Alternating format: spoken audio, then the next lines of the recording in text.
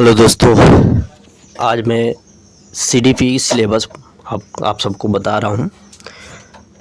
3 unit में divide किया गया है सीडीपी सिलेबस को, जिसमें फर्स्ट यूनिट आपको मिलेगा चाइल्ड डेवलपमेंट, जिसमें बच्चों के डेवलपमेंट के बारे में हम लोग को जानना है, जिसमें उसका वृद्धि और विकास कैसे होता है, इसके डिफरेंस, इसके बारे में जानना है।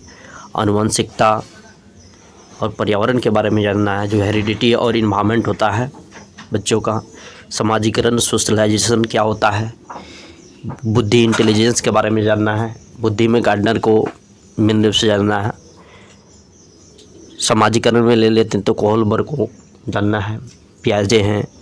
भाषा और विचार, जिसमें वाइगोत्स्की और पियाजे के बारे में जानना है। लिंग यानी जेंडर हो गया। व्यक्तिगत विभिन्नताएं के बारे में जानना है।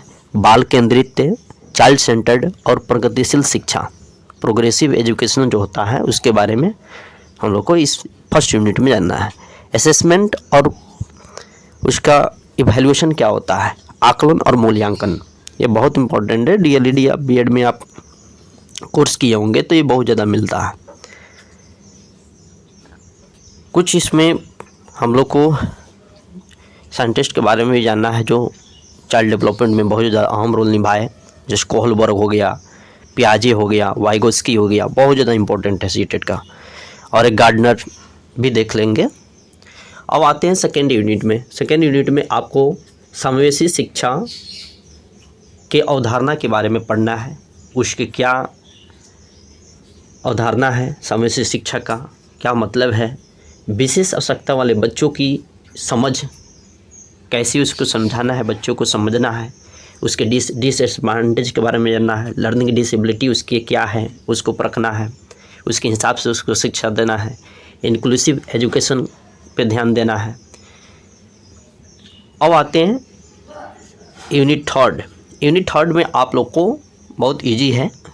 इसमें यूनिट थर्ड में अधिगम और शिक्षण के बारे में जानना है। टीचिंग एंड लर्निंग के सिद्धांत को जानना है। सिद्धांत में आपको व्यवहारवाद, समाजवाद के बारे में जान लेना थोड़ा। व्यक्तिक अवधारणाएं के बारे में भी जान लेना। उसके बाद आते हैं, ये ज़्यादा इम्पोर्टेंट है, संज्ञान एवं संवेग। संज्ञान कोग्निशन और संवेग उसके प्रतिक्रिया क्रिया से जुड़ा हुआ होता है।